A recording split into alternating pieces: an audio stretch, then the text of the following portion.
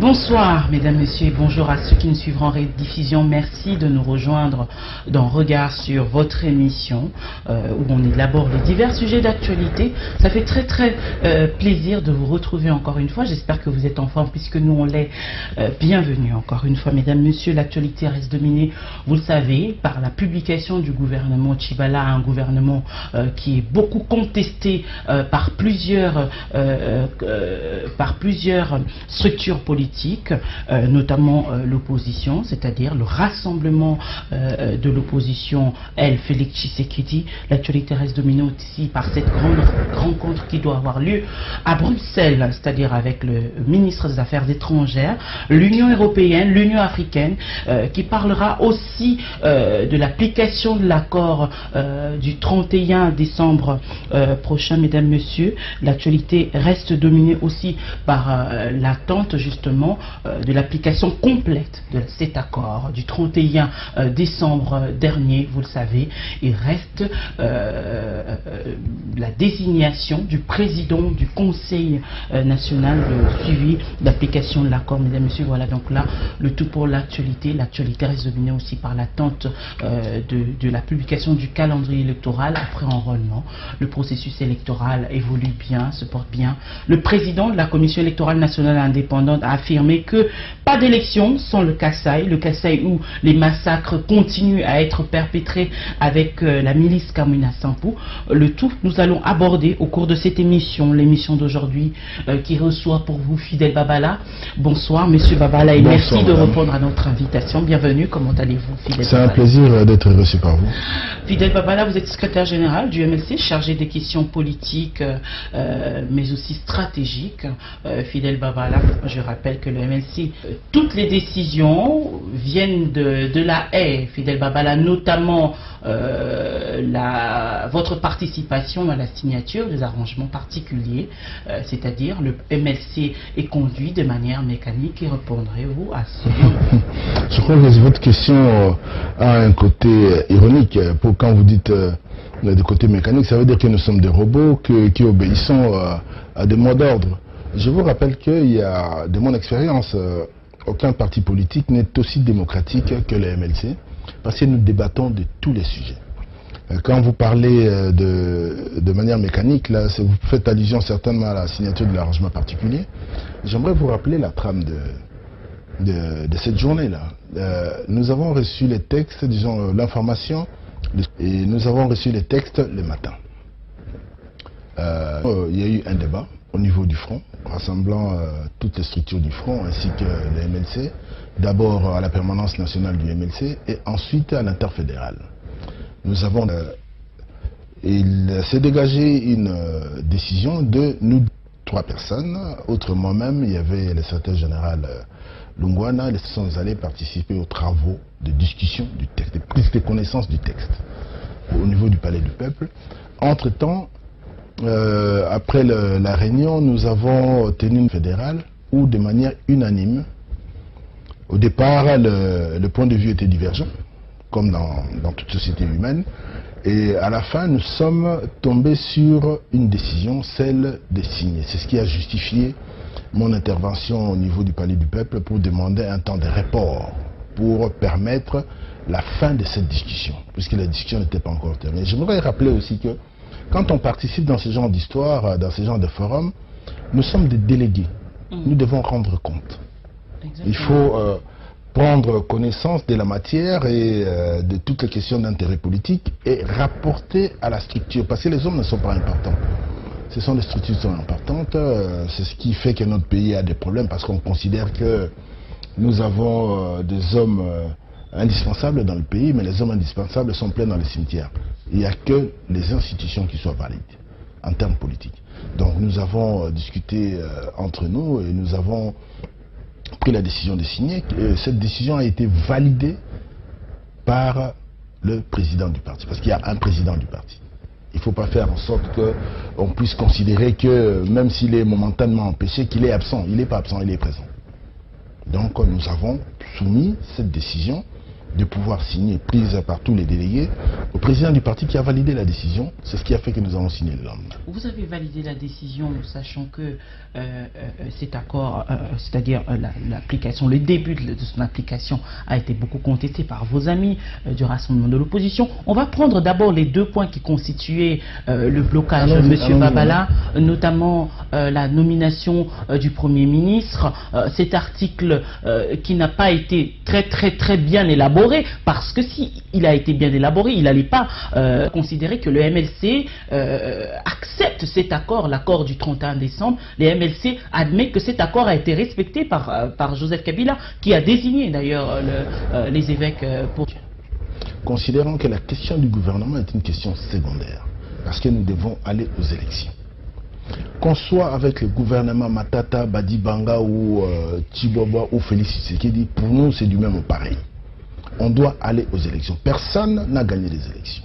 La prétention des uns et des autres de dire que nous devons diriger cela, nous devons avoir X part dans le gouvernement, cette prétention est surréaliste. D'un côté, personne n'a gagné la guerre. De l'autre, personne n'a gagné les élections. De l'autre côté, on n'a pas organisé les élections. Donc voilà le contexte qui fait que nous nous retrouvons devant la Cinco pour discuter. Le 31 décembre, tout le monde a signé, avec, en ce qui nous concerne, un certain nombre de réserves, notamment sur le point du président de la SASA. Nous avons signé. Vous me dites qu'on conteste. On conteste quoi? L'accord ou l'arrangement particulier? Puisque l'arrangement particulier, ce sont des modalités d'application de l'accord. Et qui a empêché les gens, je m'excuse, qui a empêché les gens qui prétendent avoir la primature ou le gouvernement, la direction du gouvernement, de pouvoir, dès le 1er janvier, de pouvoir désigner un Premier ministre? Je vous rappelle, madame, qu'à ce moment-là, il n'était pas encore question de 3 noms. Qu'est-ce qui a empêché qu'on puisse désigner un Premier ministre?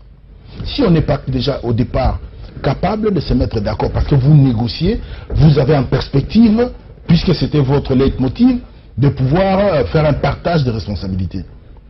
Ça veut dire de manière prévisionnelle, vous avez prévu qui sera Premier ministre, qui sera ministre et dans quelle proportion. Vous l'avez prévu. Si vous n'êtes pas capable de le faire, ne dites pas aux autres que bon voilà, nous contestons. Vous contestez quoi? Fidèle Babala. Vous contestez quoi, madame? Je termine par là. L'accord du 31 ou l'arrangement particulier qui, je le redis encore une fois avec une clarté, je dirais de l'eau de roche, que c'est une mesure d'application de l'accord du 31. Qui est constitué comme la base, le moteur même de l'accord. Fidèle Babala, cela ne veut pas dire, puisque le MLC n'est pas intéressé par le poste ministériel, que vous ne devez pas, demander à ce que l'accord soit respecté point par point. Le point là disait quand même que le président de la République le Rassemblement devra présenter un Premier ministre, c'est-à-dire le Premier ministre. Fidèle Babala, vous êtes juriste. Madame, je suis juriste, j'ai l'avantage d'avoir lu. Quand vous posez cette question, vous pouvez me dire quel est le terme précis utilisé dans l'accord du 31 qui dit les présenter, et quel est le terme précis qui est dit dans le modalité d'exécution, donc l'arrangement particulier concernant le Premier ministre. C'est exactement le même terme. Mais le problème qui s'est posé, c'est l'adjonction de l'incise de la Constitution.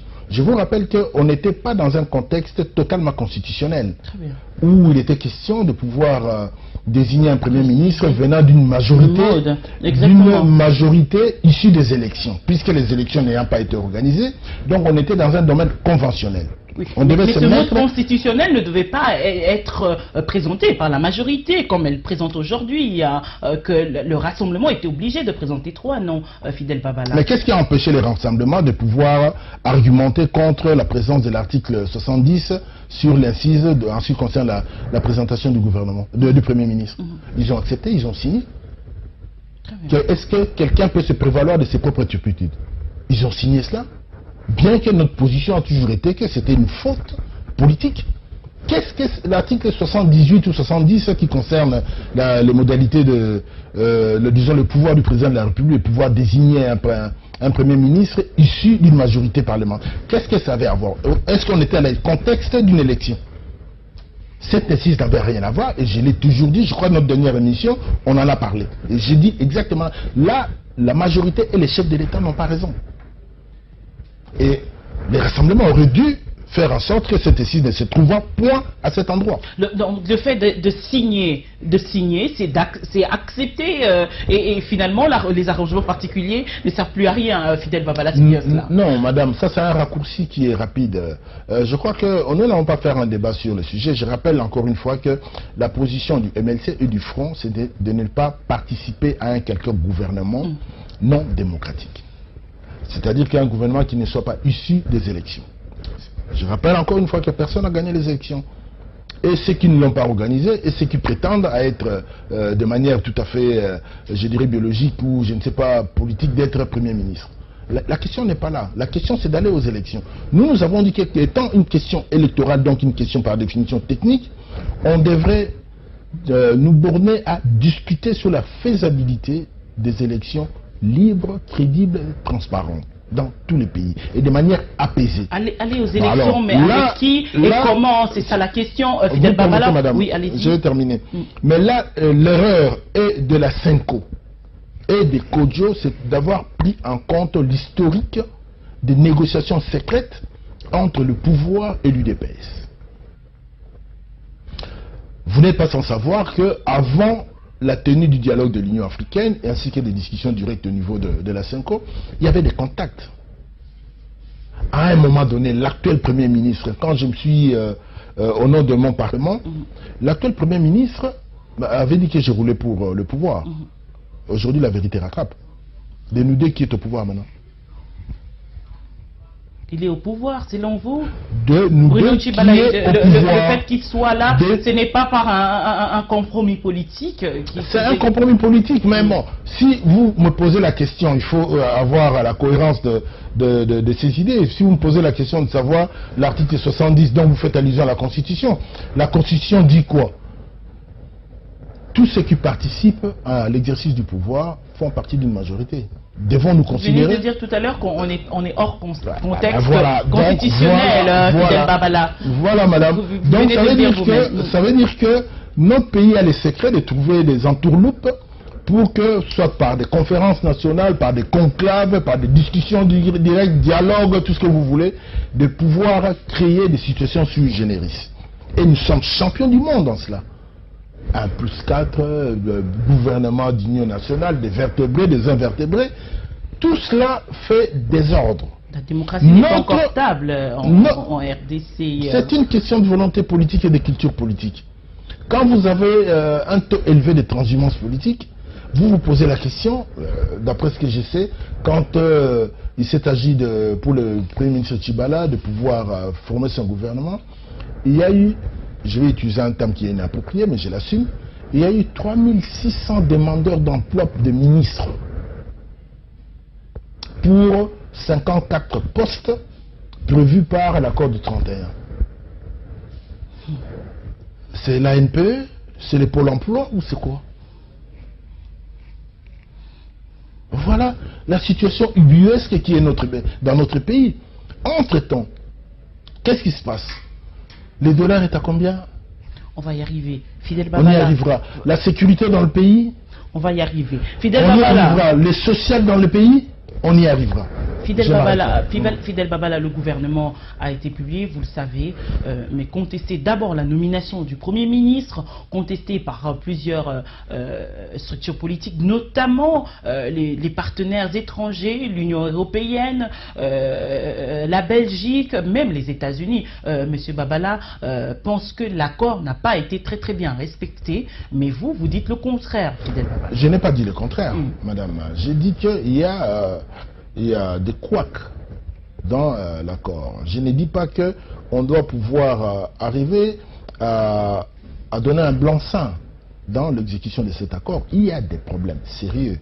Même la structure interne du gouvernement n'est pas équilibrée. Lorsque eux ils parlent, c'est-à-dire ils font allusion au couac là, c'est-à-dire le couac principal. Si je peux le dire ainsi, le principal couac. C'est quoi le principal couac? Si je peux le dire ainsi, n'est pas nommé le bon Premier ministre. Ah, qui est le bon Premier ministre, madame? qui est le bon Premier ministre d'après les personnes que vous avez citées ou le pays que vous... Qui est le bon Premier ministre? Est-ce que nous en sommes encore au débat des individus dans ces pays? Le débat le plus important, c'est d'amener les peuples aux élections pour une alternance. Là, l'avantage de l'accord du 31, et même de l'Union africaine, puisqu'il ne faut pas être négatif en tout point de vue, c'est d'avoir acté la nécessité d'une alternance dans les pays. De un. De deux, l'organisation des élections. De trois, la non-modification de la Constitution. De quatre, le non-recours à un référendum pour permettre au président de la République d'avoir un troisième mandat ou de modifier la Constitution. Ça, ce sont des acquis. Des acquis théoriques. Maintenant, il nous appartient à nos classes politiques et à tous les pays de pouvoir faire en sorte que cet accord soit implémenté dans les faits. Que personne ne puisse violer. Vous me direz, madame, que si on a violé la Constitution, un bout de papier obtenu chez les prêtres, à qui on a refusé même le droit de pouvoir avoir une suite logique de leur action, est-ce que cet accord sera respecté? C'est notre responsabilité à nous de faire en sorte que cela soit respecté. Fidel Babala, vous venez de dire à qui on a refusé d'avoir une suite logique à leurs actions. En tant que responsable politique, le Front pour le respect de la Constitution, vous avez commencé des discussions à la SENCO et vous allez signer à l'Assemblée nationale sans les autres. Vous vous êtes dit quoi tout de suite? Sans les autres? Quels autres, madame? Sans les autres, c'est-à-dire avec les gens avec qui vous étiez allé signer cet accord. Puisque je vous vois venir. Allez-y, répondez à la question. Non, madame. D'abord, quand nous avons mis du temps pour signer les 31, vous tous vous avez dit que nous bloquions le pays. Nous signons, vous trahissez, on trahit qui? On trahit qui? Quand on a refusé de signer les 31 pour des raisons liées notamment à la CINSA, ou au CINSA, je ne sais pas, c'est le comité donc au CINSA, tous vous avez dit qu'on a subi des pressions, et personnellement aussi j'ai subi des pressions, qu'on a signé. Et maintenant qu'on signe, c'est l'inverse. Parce qu'il n'y a pas de bon Premier ministre. C'est qui le bon Premier ministre? Notre point de vue a toujours été que le Premier ministre, qu'on mette Badi Banga, Matata ou Tibala ou XYZ, d'aller aux élections. D'aller aux élections, mais avoir une structure de contrôle, de watching, comme on dit, de monitoring pour les opérations électorales. Alors, à un moment donné, qu'on ait signé au Palais du Peuple ou ailleurs, vous avez suivi vous-même que les évêques ont été rendre compte aux mandants qui étaient les chefs de l'État en disant que c'est terminé. Ils ont clôturé la dernière réunion, je crois le 28 janvier à la 5 pour dire nous avons fini, il reste 2 points majeurs. Les 2 points majeurs, c'était les 2 points sur lesquels finalement l'arrangement particulier a été signé. Puisqu'il était question de pouvoir implémenter la mise en œuvre du Premier ministre et du gouvernement. Sur cette question, nous n'avions pas d'avis tranché. Étant donné que c'est un gouvernement de la République qui va nous gérer pendant X temps, le temps d'attente des élections, nous devions avoir finir ces points. Mais effectivement, Fidel Babala. Alors, quel est le problème si Fidel Babala, vous tenez beaucoup à l'organisation des élections. Je vois dans toutes les émissions, vous parlez organisation des élections. C'est le MLC d'ailleurs qui tient à l'organisation des élections, même si il n'a pas encore de candidats officiels. Monsieur Babala, le fait que les personnes qui ont joué aux bons offices, c'est-à-dire la structure officielle, la SENCO, a contesté le choix du Premier ministre, disant que cela ne respectait pas l'esprit de l'accord, est-ce que cela vous continuez à vous donner confiance qu'il y aura organisation des bonnes élections? Est-ce que ce gouvernement va finalement atteindre son objectif que vous tenez autant, monsieur Babala? Non, le gouvernement, vous savez, j'ai un avis totalement mitigé, on y reviendra. Le fait que la SENCO on y reviendra, j'aimerais revenir sur la SENCO. On ne peut pas avoir remis son mandat et s'arroger des droits qu'on n'a pas, qu'on soit la SENCO ou quelqu'un d'autre. Mais les évêques n'ont pas été sans reproche pendant toute la durée de ces discussions. Et je parle en les regardant droit d'aller, je suis catholique. Je crois qu'ils ont fait honte à l'Église. Moi, je l'ai dit. À un moment donné. Il y avait un parti pris évident. De point au dire qu'il y a 2 poids lourds. Et aussi, je vous ai dit qu'ils ont pris en compte l'historique deux arrangements particuliers et je dirais informels entre l'UDPS et les pouvoirs pour nous faire avaliser ça. Nous avons refusé. Voilà l'erreur qu'ils ont commise. Exactement la même erreur que Kodjo a commise. Ils ont joué quand même un rôle important. Ils devaient quand même donner un point de vue à la fin, même s'ils ont rendu le tablier à Joseph Kabila. Absolument. Qu'est-ce qui les a empêchés de pouvoir terminer, comme on dit en droit, bonne fin de toutes les deux questions restant en suspens? C'est l'absence de volonté politique et l'absence de capacité d'arbitrage. Je vous rappelle que les deux points de blocage venaient essentiellement du pouvoir et du rassemblement. C'est à eux de se mettre d'accord sur la question du gouvernement, puisque nous n'étions pas intéressés par la question. Nous restions là-bas comme étant des Congolais qui devraient être impactés d'une manière ou d'une autre par les distances ou non d'un gouvernement. Mais la question principale aurait dû être réglée entre les deux partenaires. De Venise, de Florence, d'Ibiza ou je ne sais pas quoi.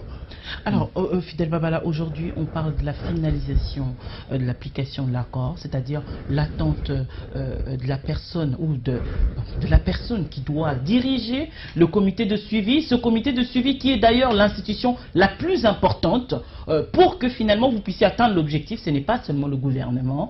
Fidel Babala, est-ce que le Front pour le respect de la Constitution est candidat? On l'a de tout temps exprimé notre volonté de pouvoir être la personne ou l'instance qui exerce un monitoring sur les opérations électorales. Et surtout que vous avez été écouté lorsque vous avez parlé de l'esprit de la lettre lorsqu'on a donné ce poste-là au président du conseil du rassemblement de l'opposition lorsque M. Etienne Tshisekedi était décédé. Vous avez parlé de la lettre et de son esprit. Hein. Vous avez été écouté, Fidel Babala. Merci beaucoup. Là, ça me permet de rebondir sur ce que vous venez de dire sur la communication de la CENCO pour dire que l'esprit n'a pas été respecté. Dans toute chose, il y a ce qui est visible, ce qui est écrit, ce qui n'est pas écrit. C'est pour ça qu'on parle de la lettre et de l'esprit. Quand j'ai entendu dire que l'esprit n'a pas été respecté, je n'étais pas totalement convaincu par la communication du secrétaire général de la CENCO. Je ne suis pas tellement convaincu, même maintenant je ne suis pas convaincu. Mais la réalité est que cet organe, nous avons toujours dit que nous devions, n'étant pas au gouvernement, on imagine mal quelqu'un qui a des membres au gouvernement puisse exercer un réel contrôle sur ses propres membres. C'est en cela que nous disions qu'on ne pouvait être juge et parti. C'est un principe universel, accepté partout dans le monde. On ne peut pas être juge et parti. On ne peut pas être dans l'action et contrôler l'action. Forcément, à un moment donné, on devient subjectif. Alors, nous avions argumenté longuement, tous les délégués du Front, pour démontrer que cet accord ne pouvait pas être en l'état donné au rassemblement qui avait des prétentions sur le gouvernement.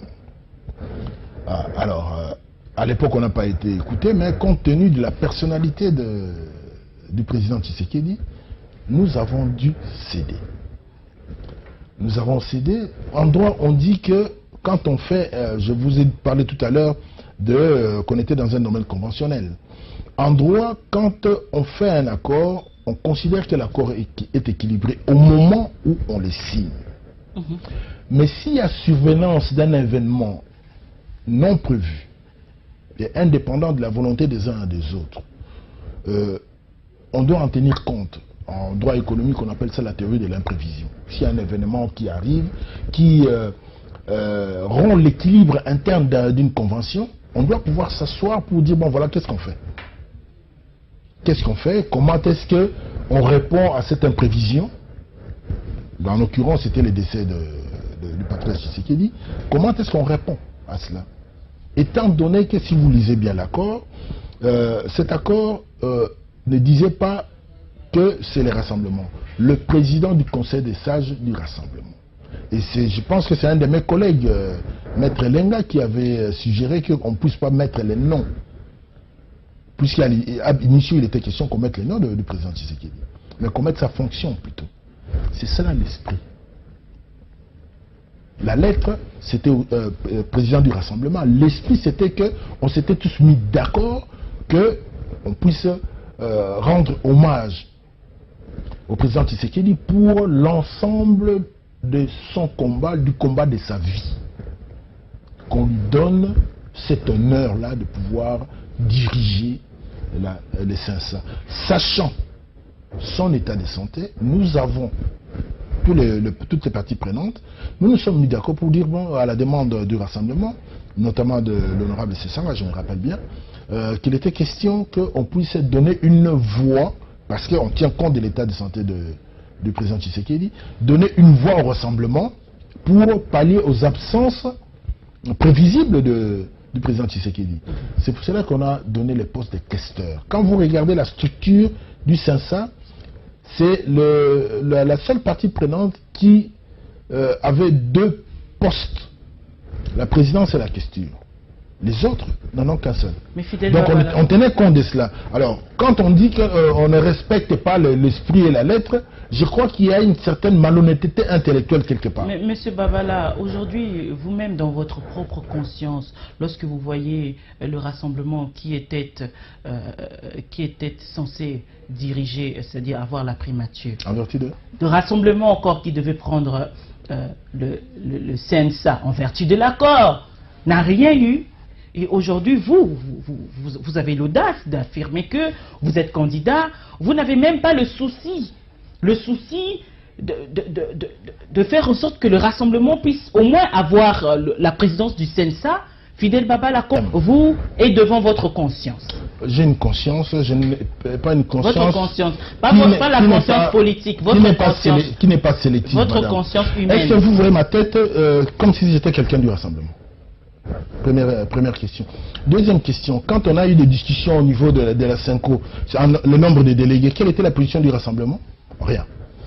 Quand on a quitté, quelle était la position du rassemblement? Rien. Pourquoi voulez-vous aujourd'hui que moi je devienne l'arbitre des conflits internes au rassemblement? Ils sont suffisamment majeurs et vaccinés, ils n'ont qu'à régler leurs problèmes. Je ne suis pas là pour répondre des questions concernant les rassemblements. Ils sont vaccinés. C'est l'accord. Et là, vous engagez vous tous, M. Babala. Ils étaient concernés pour la primature, ils étaient concernés pour le CNSA, mais finalement... Parlons par l'absurde. Qu'ils aient eu la primature ou non, en quoi ça impacte ma vie? Je ne vais pas passer la moitié de cette émission pour parler de rassemblement. Si vous avez envie de pouvoir régler ou faire le reportage sur les rassemblements, vous les appelez. Moi, je considère qu'ils sont majeurs, vaccinés. Ils ont à se défendre. Ils n'ont pas eu la même courtoisie en ce qui nous concerne. Vous avez suivi tous les débats. Vous êtes en train de vous venger. Je ne me venge pas du tout. Je ne me venge pas du tout. Je ne me sens pas concerné. J'ai d'autres combats qui ne sont pas le combat du rassemblement. On n'a jamais entendu un soutien du rassemblement en ce qui nous concerne, nos combats, en commençant par MLC d'abord et le Front ensuite. Je ne vais pas me mettre à devenir un propagandiste ou un défenseur du rassemblement. Ils sont majeurs. Et le seul souhait, en tant que membre de l'opposition, c'est que les rassemblements puissent régler ces problèmes internes. Parce que seul le MLC aura des difficultés à pouvoir arriver à l'alternance. C'est là où... Alternance qui ne veut pas dire seulement quelqu'un de l'opposition. Si vous permettez. Oui, allez-y. Allez-y. Si vous permettez, on aura du mal à implémenter seul, compte tenu du système électoral qui est le nôtre dans le pays, la proportionnelle, à pouvoir, aux prochaines élections, dégager une majorité pour conduire le vrai changement dans le pays. Donc nous avons besoin des gens, des patriotes, qui puissent... aider les uns et les autres, il y en a aussi du côté de la majorité, ça il faut le dire clairement, qu'on puisse voir le pays de manière différente, voir la gestion. Mais la querelle de personnes actuellement en cours au niveau du rassemblement ne nous arrange pas. L'opposition d'une manière générale. Mais quand vous parlez de l'opposition, vous la rédigez au rassemblement, bon, qui règle leurs problèmes. Monsieur Babala, aujourd'hui, cap vers le... XYZ. C'est le pays. Et nous avons perdu, depuis le 31 décembre jusqu'à maintenant, près de 5 mois. Pourquoi avons-nous perdu cela? Des querelles de personnes des uns et des autres. Le plus important pour nous, c'est de ne pas avoir un gouvernement qui ferait comme le gouvernement Badi Banga, promettre aux gens la maternité gratuite. Moi, je disais, entre parenthèses, d'attendre avant de penser à la procréation, parce que c'est pas certain qu'on y arriverait à avoir une maternité gratuite. Bon, bref, ce qui est important pour un gouvernement, c'est 3 choses importantes. Dans le contexte de notre pays, c'est d'abord, 1, le bulletin de vote, c'est-à-dire aller aux élections. 2, le pain, c'est-à-dire le social. 3, la sécurité. Tout autre discours, tout autre programme, puisque, semble-t-il, le Premier ministre avec son gouvernement sont entendus en début de la semaine prochaine au niveau de l'Assemblée nationale, on attend 3 choses, qui ne viennent pas nous raconter n'importe quoi. On attend 3 choses. La 4e chose, c'est la stabilité monétaire. Parce que là, on est en train de plumer, au vrai sens du terme, les Congolais, dont le pouvoir d'achat aujourd'hui est réduit à plus de 40%. Donc, on doit pouvoir régler cette question-là. Et je pense qu'avec un peu de volonté, on pourra voir, mais en ce qui me concerne, je ne critique pas a priori ces gouvernements. J'attends de les juger sur pièce, aux actes. S'ils répondent, s'ils amènent le pays aux élections de manière apaisée, bravo. S'ils répondent aux attentes sociales, qui sont énormes, mais il y a un début de commencement, c'est bon. Mettre la sécurité, parce que j'ai suivi le gouvernement sortant. Pendant qu'on était en train d'égorger les gens, quelle que soit la responsabilité, soit du gouvernement, soit de diminuer la voix du gouvernement sortant. Ça, c'est extraordinaire. Extraordinaire. Extraordinaire. Monsieur Babala, nous allons évoluer, Monsieur Babala, les élections, mais quel genre d'élections? C'est la crainte de plusieurs personnalités politiques. Aujourd'hui, c'est la peur de la classe politique aujourd'hui. Est-ce que nous allons organiser des très très bonnes élections? Est-ce qu'il n'y aura pas après, finalement? Est-ce que ces élections seront transparentes d'abord, mais aussi crédibles? C'est ça la crainte. D'où la nécessité de choisir une personne de près, justement, le processus électoral, Monsieur Babala. Je crois que dans l'arrangement particulier, il est dit que cette personne devrait recueillir un consensus majoritaire autour de sa personne. Une personnalité consensuelle. Consensuelle. Le consensus, ça ne veut pas dire l'unanimisme. C'est-à-dire qu'on se mettrait d'accord sur une personnalité qui pourrait animer ces structures. Les structures, madame, ne valent que ce que les hommes qui sont chargés de les animer font pour promouvoir la structure, pour donner du volume à la fonction, pour faire correctement le travail. Là, on y arrivera. J'espère bien qu'on choisirait la bonne personne. Il est absolument essentiel que nous puissions aller aux élections. Tout simplement parce que vous avez suivi comme moi, depuis 2015, on parlait du carton jaune, du carton rouge, qu'on n'a finalement pas vu. Les grands turiféraires de ces cartons rouges sont au gouvernement aujourd'hui. Tous. La majorité. Qu'est-ce que ça veut dire? Qu'ils ont été limités dans leur prétention de pouvoir changer le gouvernement ou changer la direction du pays autrement que par les élections. Ça veut dire ça. Aujourd'hui, ex post, on donne raison au Front et au MLC qui disaient que la seule façon de pouvoir faire l'alternance, le président Kabila, qu'il ait bien travaillé, qu'il ait mal travaillé, là n'est pas la question. Les règles disent qu'il faut 2 mandats, point, stop. Il faut arriver à une alternance. Est-ce qu'il faut le faire par un carton rouge? Moi, je pense qu'il faut le faire par un bulletin de vote. Parce que l'expérience de ces pays et mon analyse personnelle démontre que une rébellion, une insurrection coûte plus cher à un pays, en termes humains, en termes financiers, une élection. Mais M. Babala, apparemment ce qui vous intéresse, rien... Oui, allez-y. Permettez-moi de terminer. Dans cette démarche, nous avons eu un accord scellé le 31. par les non-signataires et les signataires de l'Union africaine. Ça veut dire que nous nous sommes mis d'accord pour qu'il y ait des élections. Le seul combat qui vaille la peine d'être mené, c'est le combat du processus électoral. Qu'on y aille comme des Congolais qui avaient discuté ensemble pendant quasiment un mois pour accoucher d'un accord. Mon seul regret par rapport à la Cinco, je pensais, puisqu'on est dans une société d'hommes, je pensais que la Cinco aurait pu jouer un rôle d'une sorte d'autorité morale pour arbitrer des éventuels conflits qui naîtraient de l'accord. Mais aussi bien les évêques de la Cinco eux-mêmes que les évêques de la Cinco ont refusé de jouer ces rôles-là. C'est à l'insistance du Front pour le respect de la Constitution qu'on leur a demandé de jouer qu'un rôle d'observateur. Même ce rôle-là n'est pas finalisé. Je crois que dans l'arrangement particulier, qui est en fait des précisions par rapport à l'accord et un chronogramme qui établit, étant entendu préalablement que la validité de cette... Nous allons faire quoi? D'où la nécessité que le rôle des bons offices de la Cinco aurait dû évoluer vers un rôle de médiateur.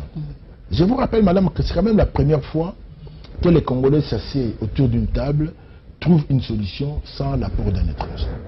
Nous étions entre Congolais. Nous nous sommes dit des choses, bonnes, mauvaises, mais nous sommes tombés d'accord. L'ombre était là toujours, M. Babala. L'ombre. Et qui n'était pas visible. L'ombre, l'esprit. L'esprit était là à côté, même si vous ne le voyez pas, Fidel Babala. Subjectif, madame. Fidel Babala, nous allons évoluer pendant que vous passez au point B, c'est-à-dire l'organisation des élections. La communauté internationale reste dans le point A. Le point A qui est l'application de l'accord. Il y aura une grande réunion à Bruxelles qui va réunir l'Union africaine, l'Union européenne, mais aussi le ministre des Affaires étrangères belge pour parler de l'application de l'accord qui pose toujours problème. Selon eux, Fidel Babala, où allons-nous atterrir? Je ne sais pas. Vous devrez poser la question au ministre des Affaires étrangères belge qui s'est exprimé sur la question.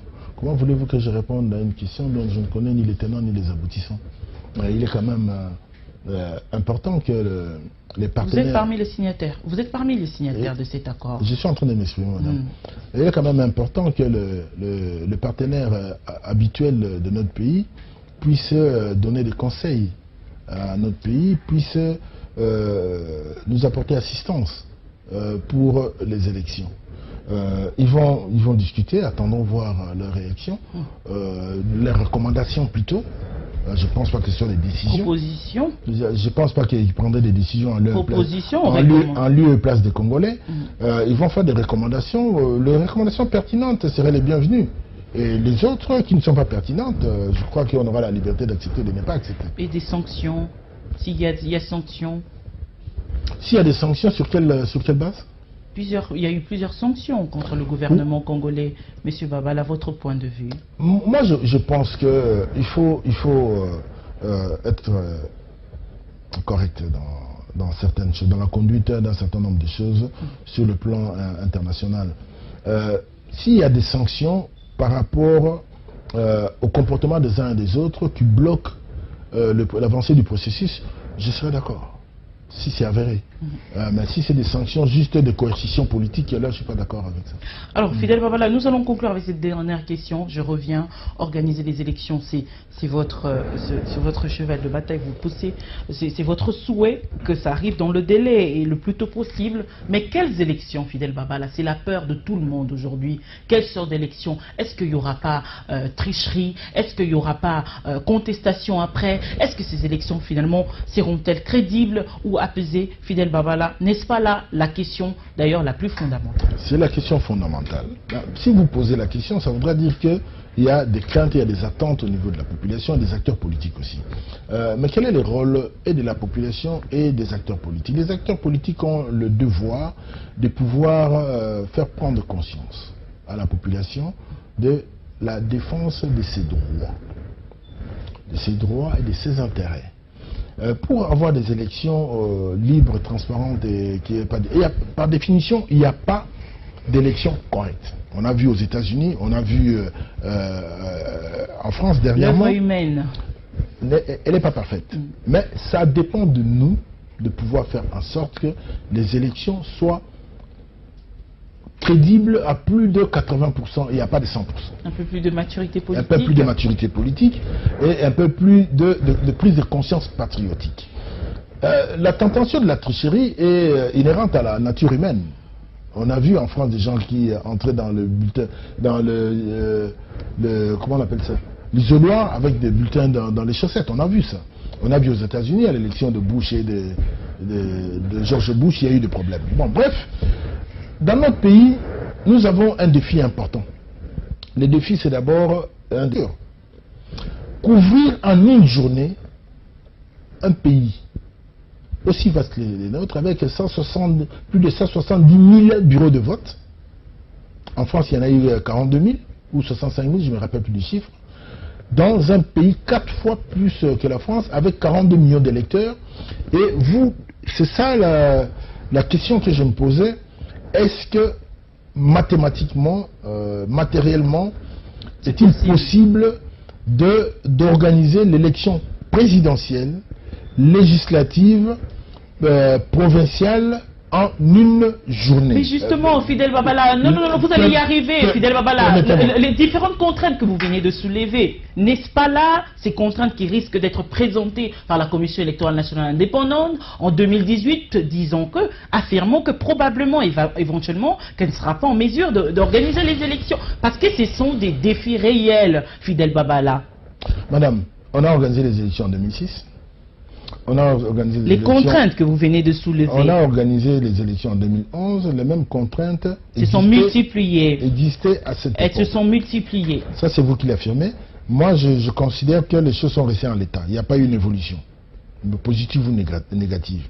Toujours est-il que j'aimerais poursuivre sur la difficulté de pouvoir organiser ces scrutins les mêmes jours, mais ça ne veut pas dire que ça doit se faire les mêmes jours. En Inde, on vote sur plusieurs jours.